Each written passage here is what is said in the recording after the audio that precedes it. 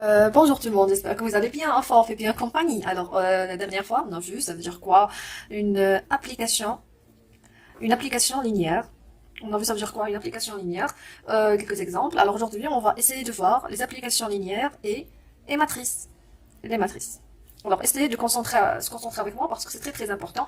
Alors je dis soit E, F, une deux espaces vectoriels. Alors je dis F est une application linéaire de E dans F. Si E, F de dimension finie, c'est équivalent à dire, je parle d'une matrice. Matrice d'ordre, ça dépend. Alors matrice MK. Alors si E de dimension de E égale à P et la dimension de F égale à Q, alors je parle de la matrice d'ordre MQ. Alors je parle d'un endomorphisme, d'une application linéaire, c'est équivalent à dire une matrice. Je parle d'une matrice, c'est équivalent à dire une application linéaire.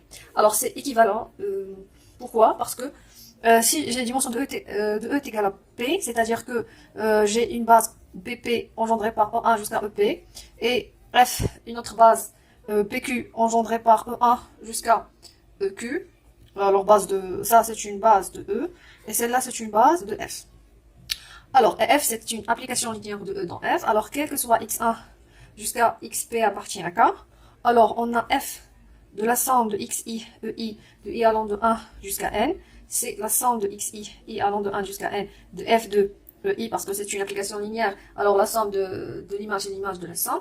Alors, pour connaître, alors c'est-à-dire que f de x, c'est 700. Alors, pour connaître cette valeur, il suffit de savoir la valeur de f de i, c'est-à-dire f de e1, f de e2 jusqu'à f de n. C'est-à-dire toute application linéaire est bien définie par les images de sa base d'espace vectoriel de départ. Voilà. C'est très très important cette information. Alors, on va voir un exemple.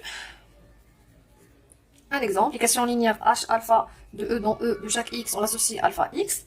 Alors, on a la matrice de H alpha dans une base P, telle que je prends P, c'est la base canonique d'un espace vectoriel E1 jusqu'à N, c'est-à-dire pour E1 égale à 1 en premier terme, I égale à 0,0 jusqu'à I terme égale à 1, alors, etc. Alors, on a cette matrice, c'est quoi? Alors, définie par, alors ici, en haut, on met les images de la base, c'est-à-dire F de 1, F de E2, jusqu'à F de N, dans la base canonique E1, E2, jusqu'à En. Alors, on a h alpha de x est égal à alpha x, c'est-à-dire h alpha de E1 égale à alpha E1, c'est-à-dire égal à alpha E1 pour E1, les autres c'est 0, alors c'est 1, 0, 0 jusqu'à 0. H alpha de E2 égale à alpha E2, alors c'est 0, 1, 0, 0, 0, 1, 0, 0, jusqu'à f de n, c'est 0, 0, 0, jusqu'à n, c'est égal à 1. Alors c'est exactement, alors c'est égal à, oh m'excuse, alors non, h alpha de 1 c'est alpha, alors ça ici, alpha, alpha, alpha, alpha. Alors alpha, f de 1 est égal à alpha 1, f de 2 est égal à alpha 2, alors alpha 2, alors on met alpha sur 2, alpha f de n égale à alpha n, c'est-à-dire alpha ici. Alors si alpha est égal à 1, alors on a la matrice de f de h de 1 dans la base canonique, c'est exactement l'identité in, parce qu'on va avoir 1 partout. On a une relation très très essentielle et très très importante. Il dit quoi? Il dit que si f est une application, c'est une application linéaire de E dans F, alors si y égale à f de x, c'est-à-dire x appartient à E et y appartient à f, alors si y égale à f de x, c'est équivalent à dire que grand y égale à mx. Ou on a grand y, c'est les coordonnées de y dans la base de f, et grand x, c'est les coordonnées de x dans la base de e, x1 jusqu'à xp. Alors, ce sont les coordonnées de x, et ça, c'est les coordonnées de y. Alors, ça revient, alors pour trouver f de x, c'est-à-dire y, il revient à calculer la valeur mx. Résultat, alors on a le théorème d'isomorphisme.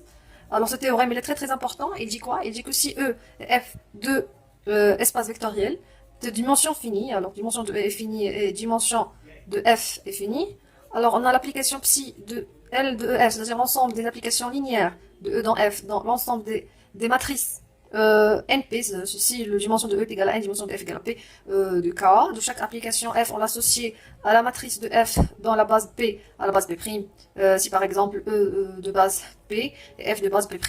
Alors on a, qu'est-ce qu'on a? Alors on a psi, c'est un isomorphisme, c'est-à-dire c'est une application linéaire bijective L'image de la somme de deux fonctions, c'est la somme de deux matrices. Si je multiplie une matrice par un scalaire, il va sortir, alors c'est alpha fois l'image, alors c'est linéaire, c'est évident.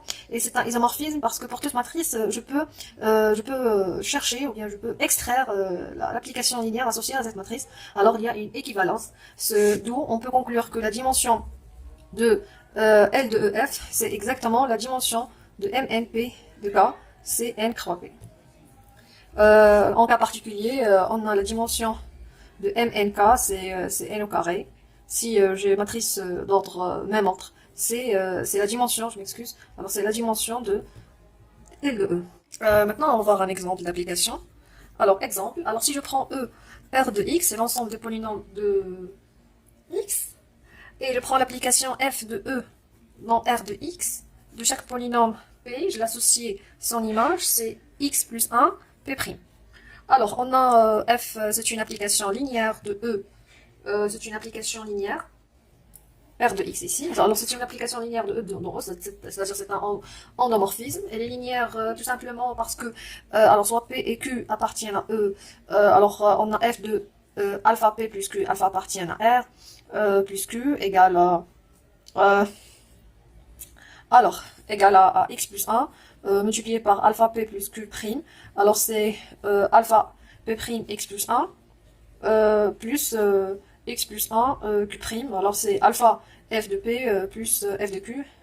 Alors c'est facile à vérifier que c'est une application linéaire. Et on doit montrer que f de p c'est un élément de R2. Alors ici on a le degré de p c'est 2, alors le degré de p' inférieur ou égal à 1, et le degré de x plus 1 inférieur ou égal à 1. Alors si je fais une multiplication, ça fait égal à 2, alors c'est une application. Alors si je veux écrire la matrice de f dans la base canonique des matrices, alors la base canonique c'est 1, x au carré. Alors je dois calculer l'image de 1, l'image de x et l'image de x au carré dans la base 1, x au carré. Alors, après des calculs, alors je vais calculer la première par exemple. Alors, on a f de p, c'est x plus 1, p, x plus 1, p'. Alors, f de, c'est-à-dire pour p de x égale à 1, f de 1 égale à x plus 1, 0, 1 prime c'est 0, alors c'est 0, alors c'est nul partout. On a pour p de x égale à x, alors on a f de p, c'est x plus 1 fois x prime, alors c'est x plus 1, alors égale à 1 pour 1, égale à 1 pour x, égale à 0 pour x carré. De même pour x carré, alors c'est x carré, c'est-à-dire c'est 10x multiplié par x plus 1, c'est-à-dire 2x, c'est-à-dire 2x carré, c'est-à-dire au carré on a 2, 2x pour x, c'est-à-dire 2, et il n'y a pas de constante.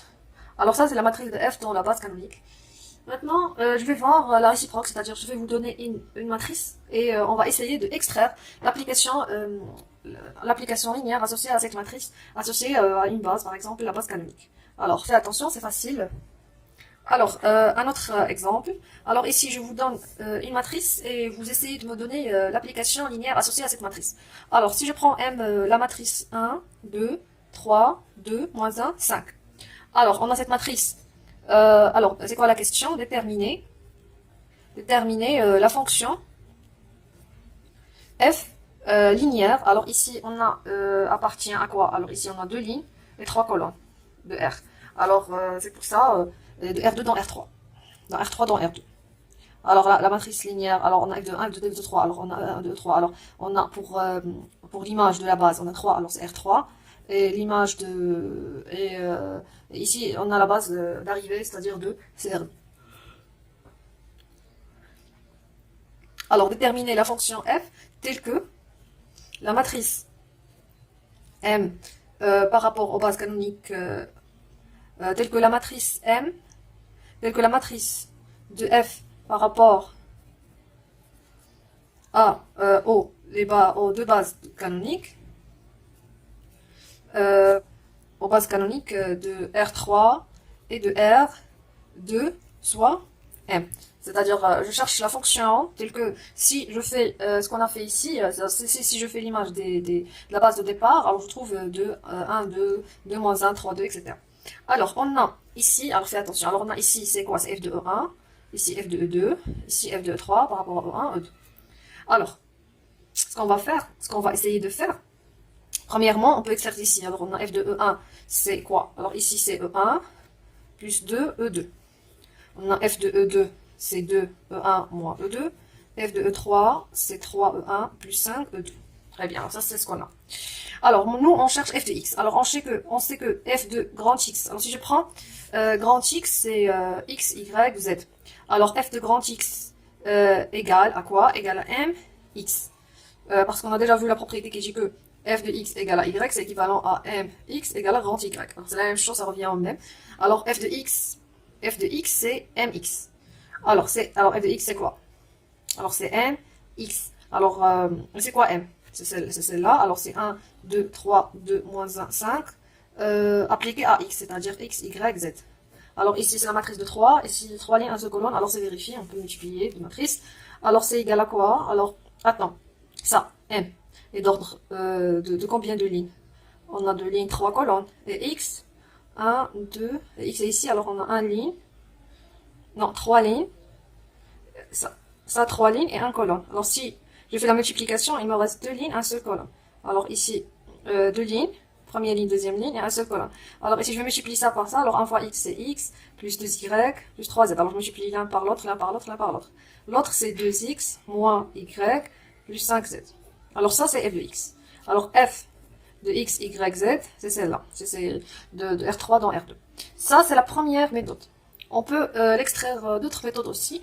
Alors, on a une autre méthode, il dit quoi? On a une autre méthode, il dit quoi? Alors, je vais prendre f, x, y, z appartient à R3. Je vais faire leur image.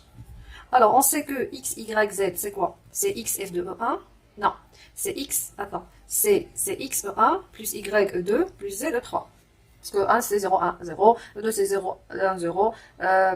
1 c'est 1, 0, 0, 2 c'est 0, 1, 0, 3 c'est 0, 0, 1. Alors on a f de x, y c'est quoi? Alors c'est f de x, E1 plus y, E2 plus z, E3. Or f c'est une application linéaire, alors c'est x, f de E1 plus y, f de E2 plus z, f de 3. Et on sait f de 1, on a déjà vu sur la matrice, alors on a f de E1 c'est quoi? C'est f de E1 c'est E1 plus 2 E2 plus y, c'est quoi f de E2? F de 2 c'est 2 E1 moins E2, plus 3, f de 3 c'est 3 E1 plus 5 E2. Alors après, on fait le calcul. Alors on regroupe le 1 en 3, alors c'est E1 facteur x, plus 2y, plus 3, attends, ici c'est z, ça, alors c'est 3z, plus E2 facteur E2, alors c'est 2x, moins y, plus 5z. Alors, on a f de x, y, z. On peut s'écrire sur la forme E1 fois ça, plus E2 fois ça, c'est la base canonique. Alors, c'est exactement x plus 2y plus 3z, 2x moins y plus 5z, ce qu'on a déjà vu pour la première méthode. Alors ça, c'est facile, c'est pas difficile, mais il faut que faire attention, concentrer très bien pour jouer entre des matrices et les endomorphismes.